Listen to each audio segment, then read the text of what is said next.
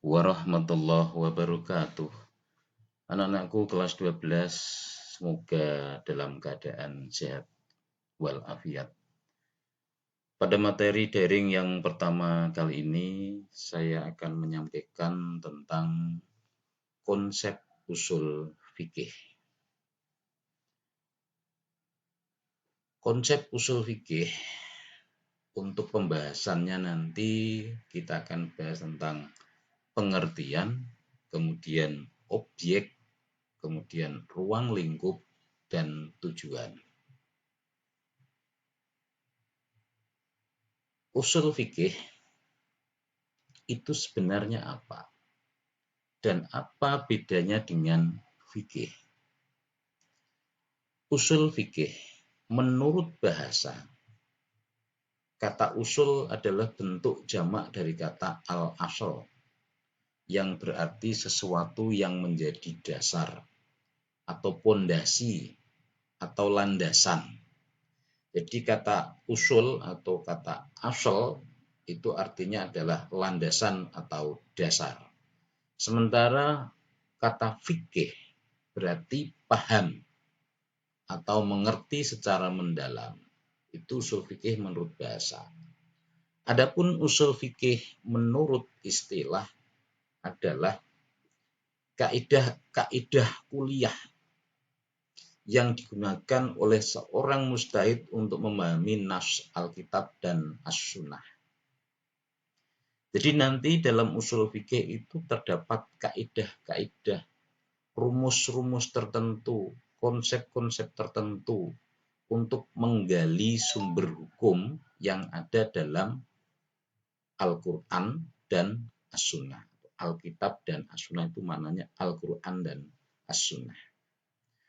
Atau dengan kata lain begini, usul fikih itu adalah ilmu yang mempelajari tentang tata cara atau metode atau kaidah-kaidah untuk menetapkan suatu hukum Islam.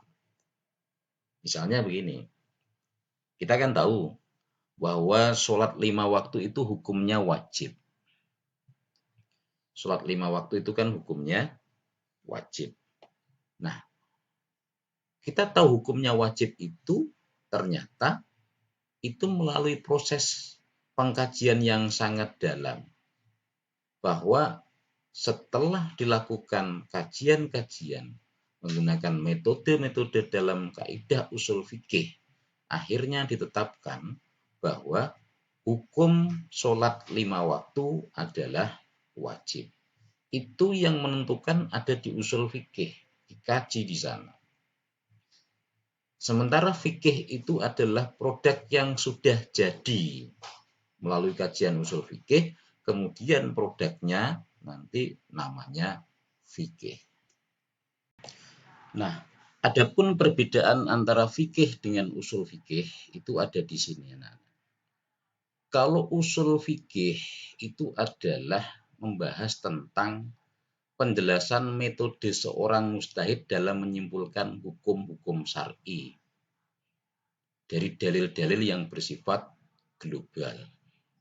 Artinya di sini adalah bagaimana cara seorang mujtahid menggali hukum berdasarkan metode-metode, dalil-dalil, ya ini dalil lemah, ini dalil kuat dan segala macamnya, itu ada di usul fikih.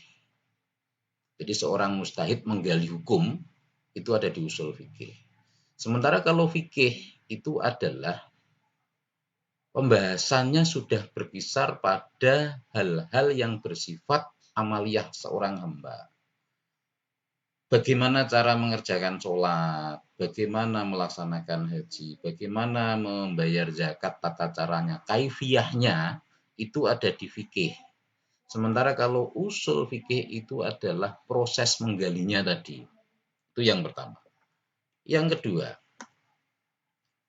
untuk usul fikih itu adalah berupa rumus-rumus, kaidah-kaidah, landasan-landasan yang dipakai untuk melahirkan atau untuk membuat satu produk hukum.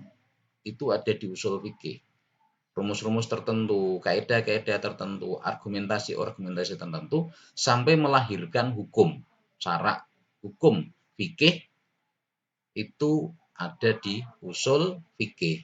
Adapun kalau yang fikih itu adalah produk hukum yang sudah jadi, sudah digodok tadi melalui usul fikih jadilah produk hukum. Ini berarti kalau usul fikih itu adalah bagaimana cara memproduknya, cara membuatnya. Kalau ini adalah sudah jadi berupa produk kajian hukum tapi sudah jadi. Adapun yang usul fikih, kalau yang ketiga adalah karena adanya kajian yang mendalam untuk merumuskan dan menentukan hukum. Kata kuncinya adalah kajian yang mendalam untuk menetapkan suatu hukum. Sementara kalau fikih itu adalah setelah dikaji dari usul fikih, diambil dari sana, digodok dari sana, muncullah produk hukum, kemudian di sana ada muncul hukum-hukum, ada hukum wajib, hukum haram, hukum sunnah, itu ada di fikih. Untuk menentukan hukum haram, sunnah segala macam tidak bisa langsung jadi, maka melalui proses namanya prosesnya di usul fikih. Setelah diproses, digodok, jadilah produk ada di namanya fikih. Demikian anak-anak untuk objek dan ruang lingkup nanti kita akan bahas pada pertemuan berikutnya. Mengingat karena ini adalah daring dan saya secara langsung juga tidak bisa melihat anak-anak, maka cara saya untuk melakukan pendataan apakah anak-anak sudah menyimak materi dengan baik, apakah sudah memahami materi dengan baik, silahkan lakukan yang ini. Nanti dikirim 1 minggu paling lambat. Bisa hari ini nanti langsung, besok boleh. Terakhir adalah 1 minggu setelah ini. Semakin cepat lebih baik biar nanti saya sudah mengetahui ya. Untuk proses pembelajaran berikutnya akan kita perdalam lebih lanjut di e-learning. Karena e-learning baru belum bisa dipakai, maka saya menggunakan metode ini. Terima kasih. Assalamualaikum warahmatullahi wabarakatuh.